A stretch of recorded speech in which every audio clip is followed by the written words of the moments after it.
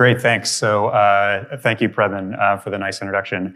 So I'm Randy Shoup, and today I want to talk to you about how we doubled engineering productivity at eBay by using continuous delivery and DevOps capabilities.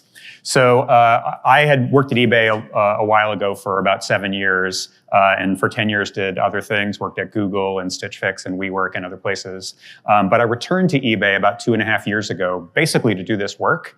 And so I'm excited to be able to kind of share with you some of the stuff that I and my team were able to do. And also, frankly, some, a little bit cautionary tales and things, challenges and things we might have done better as well. So hopefully you'll learn something on both sides of that. So as always, I like to start with a problem statement because it's never, we should always understand the outcome we're trying to drive before we try to change anything. And so the problem statement that we had was eBay's overall product velocity was significantly lagging industry leaders. And we wanted to change that. We wanted to make it so that eBay's product velocity, its ability to deliver software reliably and repeatably to its customers, became a competitive advantage of the company. So not just it was okay, but something that was, really good and differentiating. And so, what was the problem? What were the problems behind the problems, essentially? So, first off, being a company being slow, is an indicator of sort of systemic challenges that are across the company.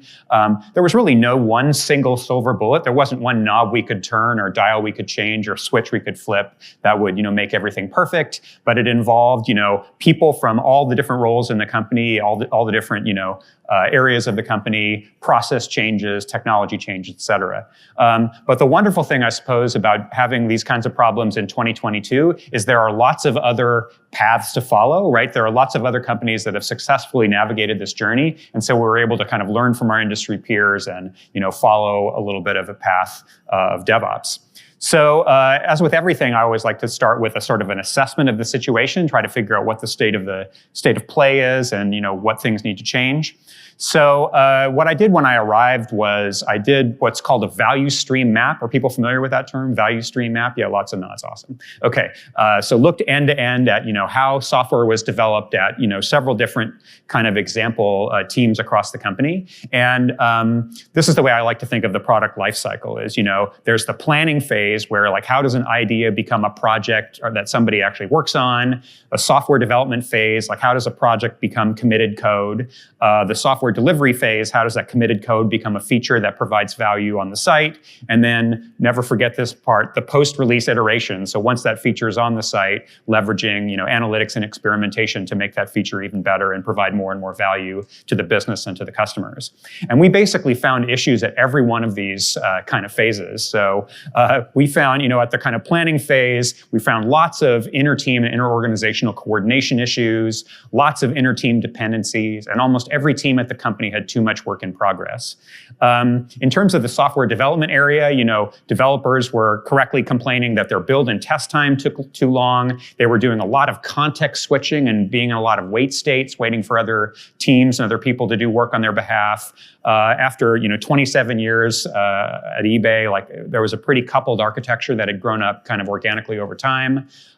There wasn't really a history of service contracts, well-defined contracts between individual services. And then there was lots of hidden work. So there's the feature work up at the top, but tons and tons of hidden work that needed to get done or, technical debt that needed to be kind of worked around, et cetera, in order for the feature work to actually happen. In terms of software delivery, teams, we had some, CI and CD pipelines that were pretty robust. Not everybody was using them as effectively as they could be. Lots of issues in our common staging environment. More manual testing than I would like, as I would like zero. No automated rollout of things all the way to production. We had automated deployments for 20 years, but there was always somebody that needed to conceptually click a button in order for it to move into this stage and this stage and this stage.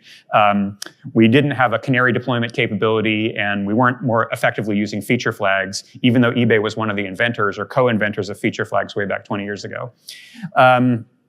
In terms of post-release iteration, we have tons of good end-to-end monitoring of the systems, but not as good end-to-end monitoring of the customer behavior as customers went all the way through one of the flows at eBay.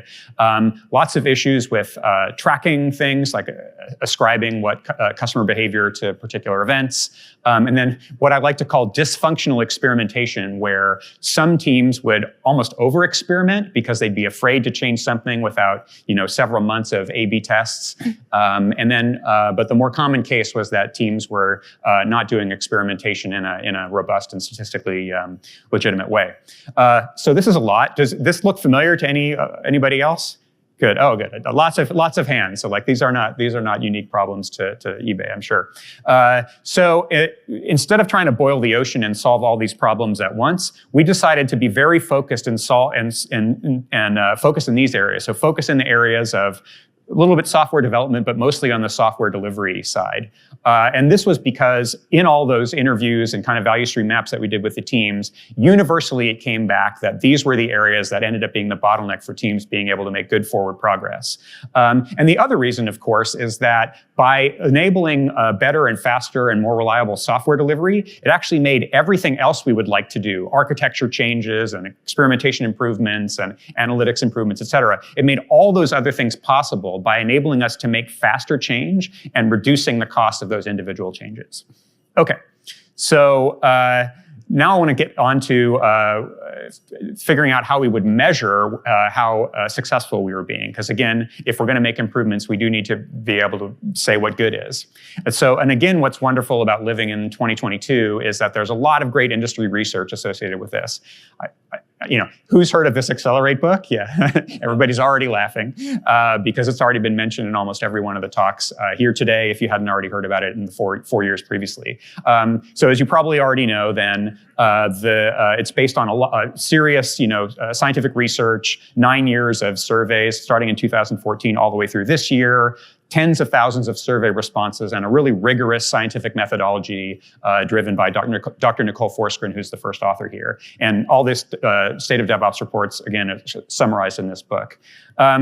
People then were probably familiar with this idea, which is that coming out of that research, it turns out that companies cluster, right? So in terms of the speed and stability metrics that I'm going to talk about in a moment, the best teams are good on both speed and stability, and the worst teams are poor on both speed and stability. So it's not a case where speed and stability trade off against each other. It's a clustering of layers of how good we can be at both those things. And the other thing to note about this thing, which comes from the 2021 report, is that you'll notice that the overall industry average of the overall industry is getting better, right? So if you just stay flat as a company, you're actually getting worse and worse with respect to competitors, right? So just to take the very best of the best, right? In 2018, there were 7% that were kind of in the top right corner of the quadrant. Then that grew to 20% in 2019 and 26% in 2021. So again, the best of the best is getting better, but even at every level, everybody's improving. Okay, so you've probably then seen this before, which is the 4 key metrics that come out that are variously known as the Accelerate metrics or the DORA metrics, and this is what values software delivery. So it's a bit of an eye chart here, but I'll walk you through it super briefly. So 4 metrics. Number 1 is deployment frequency. For any given application, how often are we deploying that to production and providing value to customers? Lead time for change. So when a developer commits her code, how long does it take for that committed code to again show up on site and provide value for customers? Time to restore service. When we have an issue, how long does it take us to hot fix it or mitigate it to get service back to the level that we expect? And then change failure rate. What's the percentage of time of those deployments or those releases that we end up having to roll it back or hot fix it or fix it in some way? So just if you want to think about like the kind of order of magnitude difference between the clusters, I mean, it's pretty massive. So the way I like to think about it is for the low performers, all these metrics are measured in months, right? It takes months to deploy, it's months of lead time. If there's an issue, it might take months to solve. The medium performers, all these things are measured in weeks. For the high performers, all these things are measured in days. And then for the elite performers, all these things are measured in hours. And so again, you can imagine this like, order of magnitude improvement as you get better and better. And our goal, of course, is to be elite, as I mentioned. So where does eBay fall in this? Great, thanks. I'm glad you asked. When we started this work, the average kind of application at eBay was a solid medium performer, right? So deployment frequency was somewhere around, a couple of times a month. Lead time for change was in the, let's call it 10 days area. Time to restore service was, close to a day for really bad incidents. And then we were always been pretty good at change failure rate. So that was down at, 2 or 3%, let's say. But for the teams that we worked with, and I'm going to tell you what we did, that's the main part of the talk later on. But just a brief highlight. So the results of this velocity initiative, which is what I'm going to tell you about today, is we were able to move all the teams that initially started in those, all the teams that we work with that initially started in that medium performers, move them all to high performers. So we were able to take, lead time a deployment frequency from a couple of times a month down to a couple of times a week, and then often daily or faster than daily for some of the teams. Lead time for change from 10 days down to 2 days. And even though we only were focused on those speed metrics, exactly as the state of DevOps research would have us believe, and as happened, if you focus on improving the speed metrics, the reliability metrics also come along. So we're actually able to improve time to restore service and also improve our change failure rate, even though we weren't directly focused on those areas. But I think the best kind of punchline, if you like, the thing that is most important to me is not just that we moved the DORA metrics. I mean, that's pretty great, but we were actually able to double the engineering productivity for those teams that we work with. And when I say double engineering productivity, what do I mean?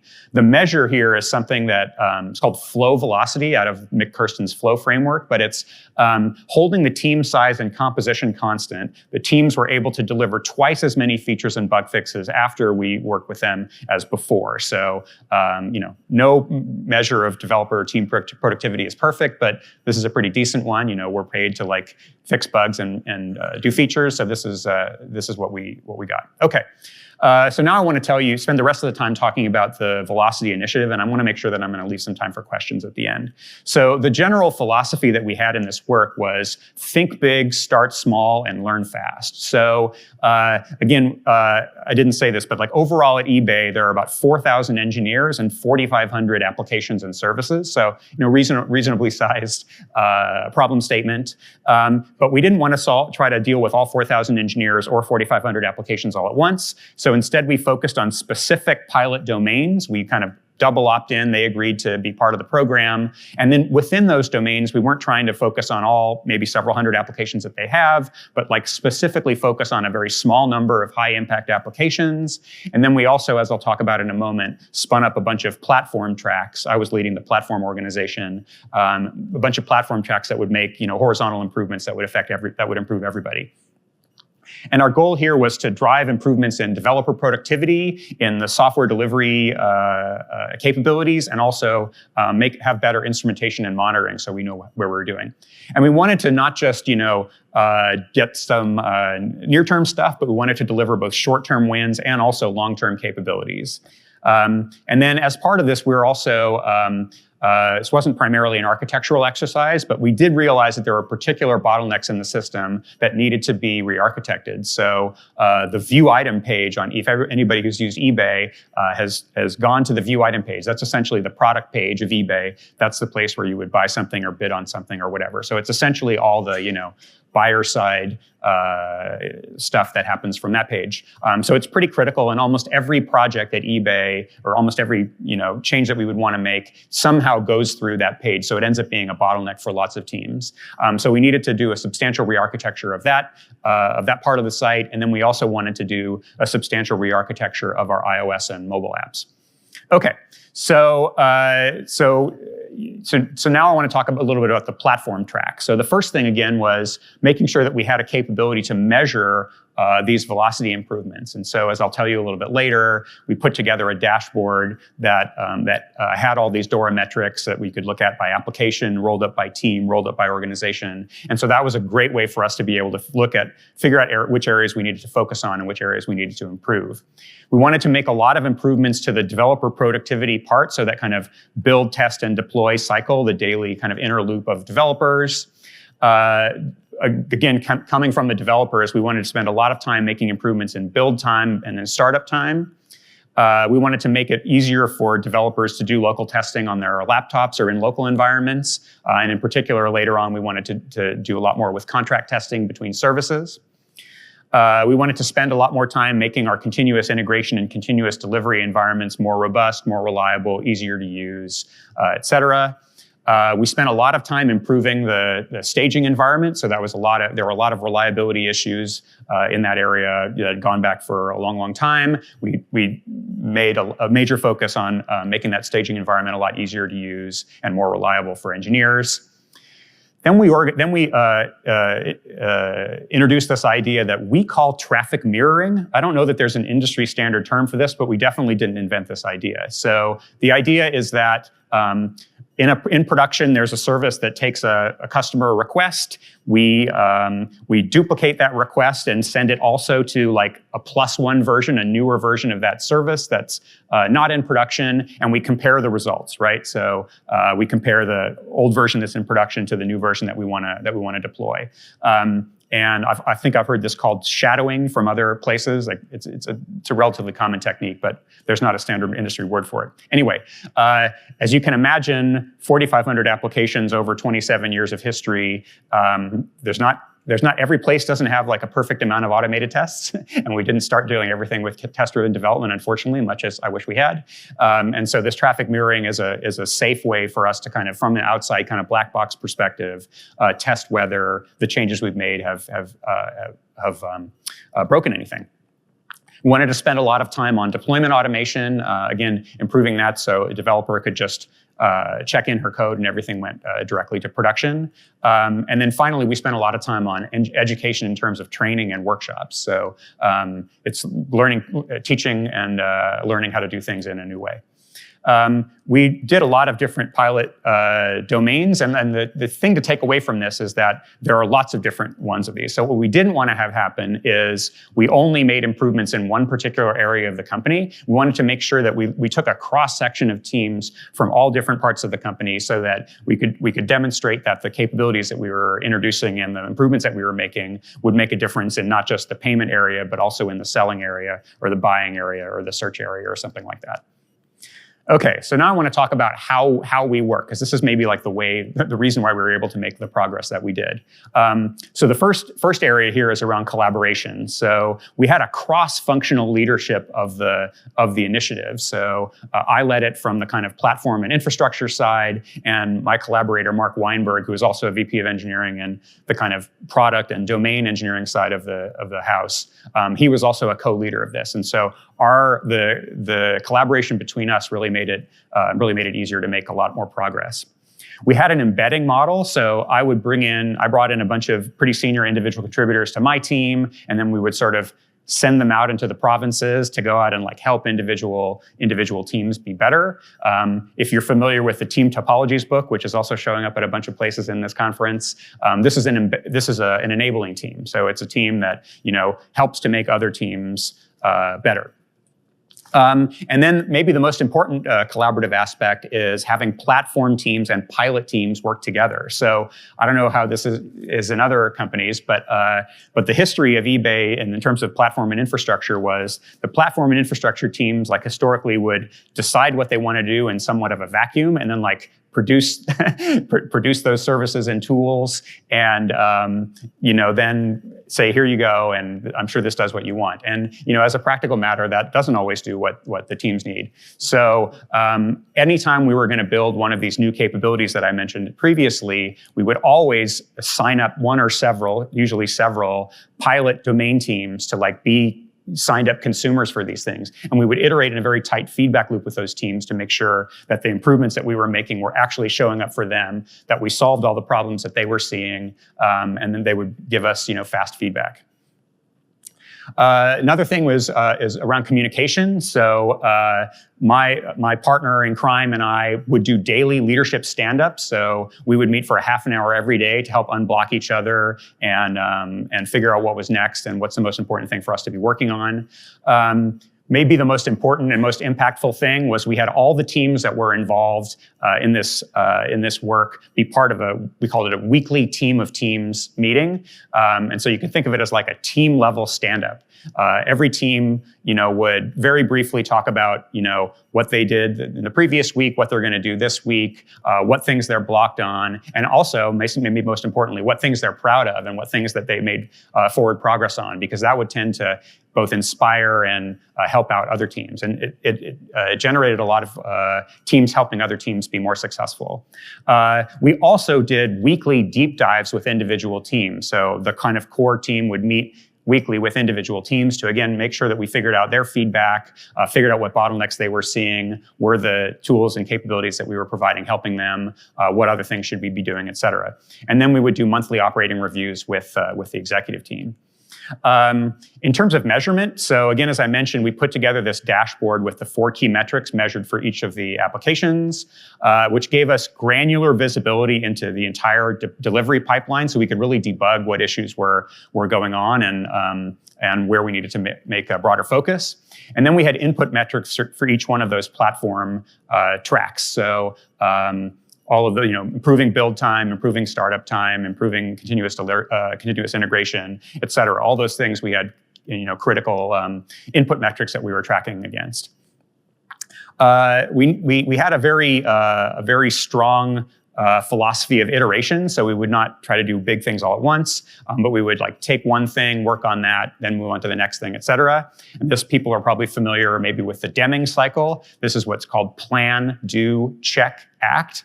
And the idea is you have some idea of something you want to improve, you plan an experiment that's going to potentially make an improvement, you do that experiment, you check the results of that experiment, and if it's successful, you do more of it. If it's not successful, you go back and try something else.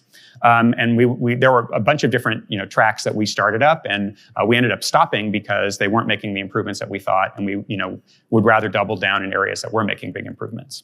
And then lastly, as I mentioned, lots of education around workshops and training for engineers who had been at eBay a long time and hadn't maybe seen a bunch of these techniques in the wild. So again, as I mentioned, the initiative results were pretty exciting.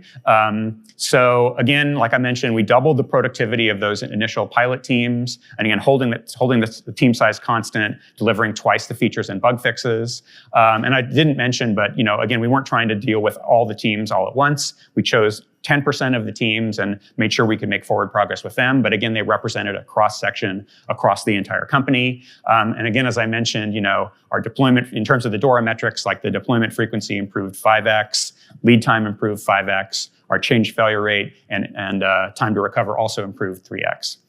And so what did we do? Again, we had this major focus on removing bottlenecks. So what we would do is we would go to an individual team as the platform team, and we'd say, so we see you're deploying, once or twice a month for this particular of your many applications. If I told you that you had to deploy every single day, tell me all the reasons why you can't. And you can imagine the teams are like, oh my God, how long do you have? And they'd give us a big long list of all the different bottlenecks and issues and reasons. And in the past, those kind of complaints or issues kind of went into a black hole, unfortunately. But now, since it was the platform team coming to them and asking for them, once we convinced them that we were going to help them, we said, great, you just gave us our backlog, right? You just gave us our backlog. So that was a really powerful technique. Okay, and as part of that, we, again, as I mentioned, we did substantially reduce build time, startup time, and validation times of pull requests. We made heavy investments in that staging environment that I mentioned. We spent a lot of time on automation of upgrades, of testing, of deployment, of what we call site speed, which is, what's the latency that the customer actually experiences from her side. We streamlined a bunch of team processes. We streamlined code reviews. We removed and streamlined a bunch of legacy processes around different teams signing off on each other's work. And then maybe the thing that I'm most proud of is we moved our mobile apps from a monthly release cycle to a weekly release cycle. So the funny thing is the most skeptical team that we could, the most skeptical people about whether we could make improvements to the mobile release process was exactly my mobile release team. So the team that was responsible for building and maintaining the mobile deployment, mobile testing and deployment infrastructure, they were the most skeptical that we could make any improvements here. And I said, well, let's just give it a try.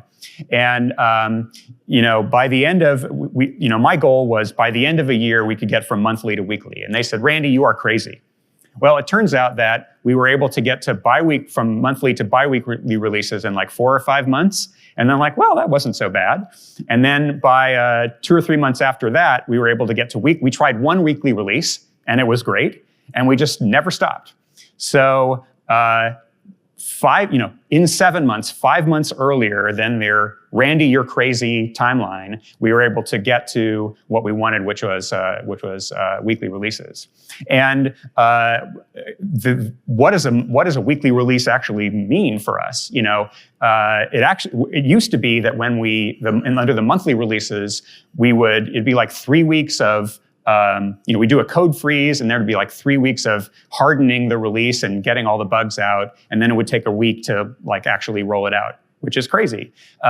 So now the weekly release cadence is on a Wednesday we cut the release. We spend over Wednesday to Thursday automating, all this automated testing. So sort of 24 hours of doing a bunch of automation. We're ready to release to the app stores on Thursday, which we do.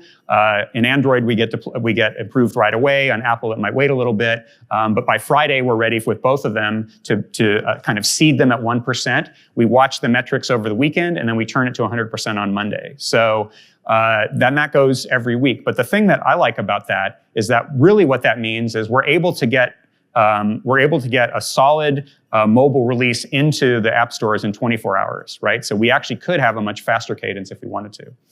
Okay, let's talk about culture and behavior. So one of the things that was really important about making this work is that we injected a bunch of excitement and fun into this. So anybody who saw Holly Cummins talk just a moment ago learned how important fun is in our organizations. So teams were inspiring each other to improve in a kind of friendly, competitive way.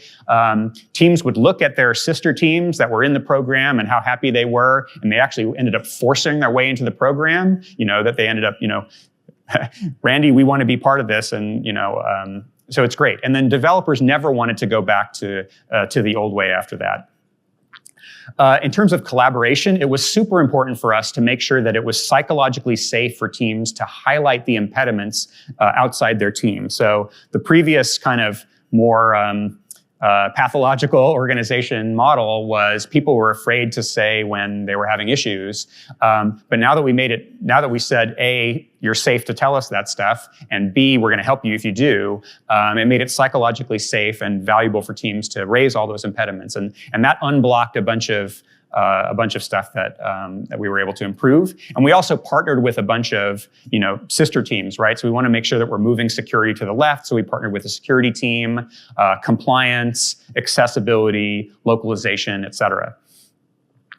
In terms of community and sharing, so we really built this community around teams that were involved in this initiative. And unlike in the past, a bunch of the domain teams would end up automating their own workflows. So in the past, it would be, platform teams produce tools and domain or product teams, consume those tools. And but now the individual teams didn't want to wait for the platform team to do stuff. It was really easy for them to, automate tools around reminding themselves about PR reviews, automating their performance testing, automating their accessibility testing. So the automation went beyond the people for whom that was their main day job.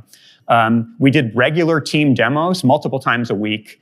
there was something that some team wanted to show, exciting improvements that they made or a tool that they built, and we shared those, really broadly, and that inspired people to do more and help out each other. And then also, again, there was this, a lot of sharing of tools.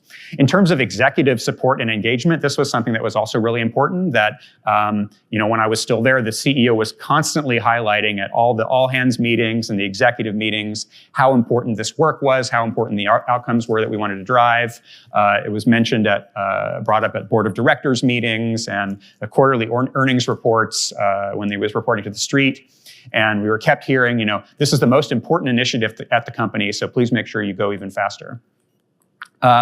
So that, 2021 was kind of the initial pilot. 2022 has been about scaling the initiative more broadly. So we started introducing quarterly cohorts that would more teams and applications that would join the program, expanding to 50% or more by the end of this year. And by the halfway point, we were already way oversubscribed. So we were kind of way ahead of the curve in terms of teams wanting to be a part of it.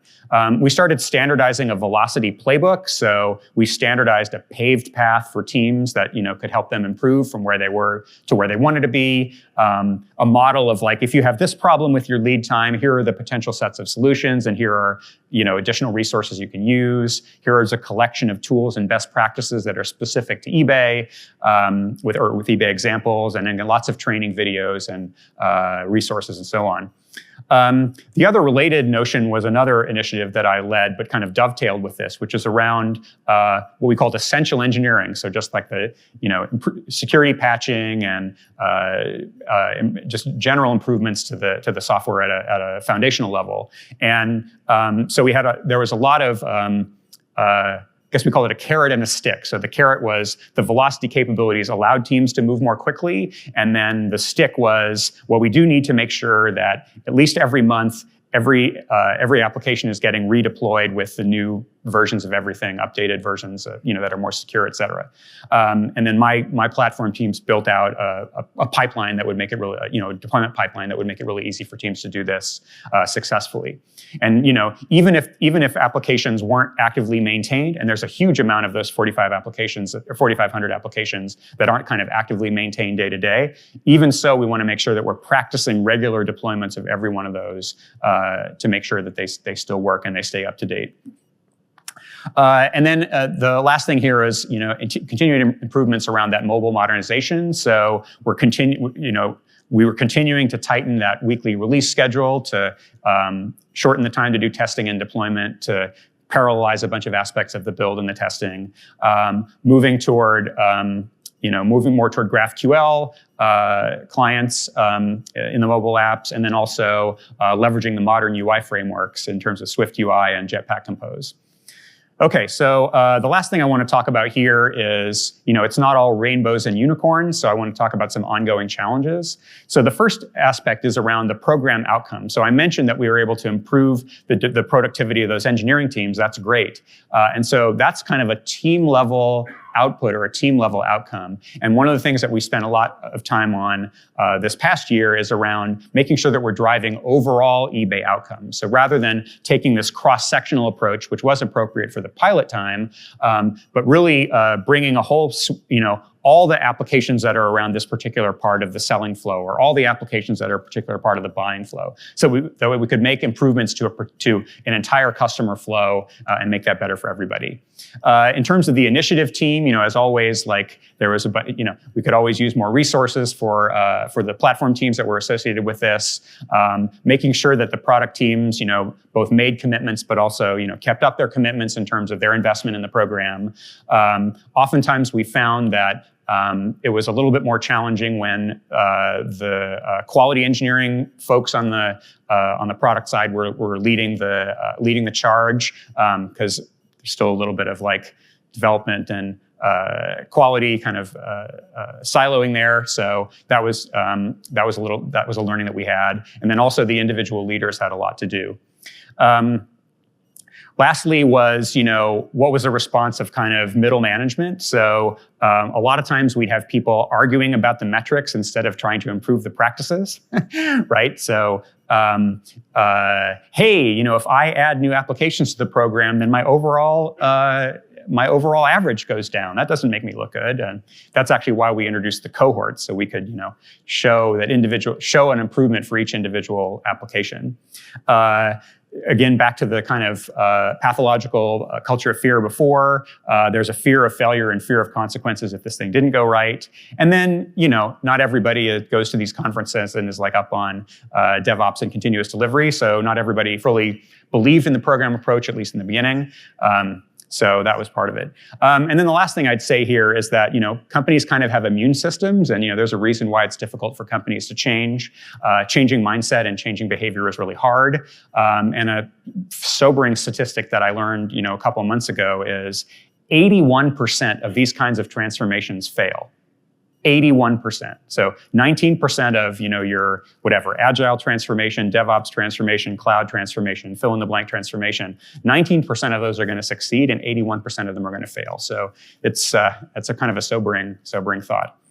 Okay, so lastly, I want to talk about what would the future look like after a bunch more of this work is done. So in terms of the planning phase, we'd rather have, instead of planning in big batches, we'd rather have rolling planning. We'd like to make small, cheap investments in experiments in new capabilities and then double down with big projects as opposed to doing that from the beginning.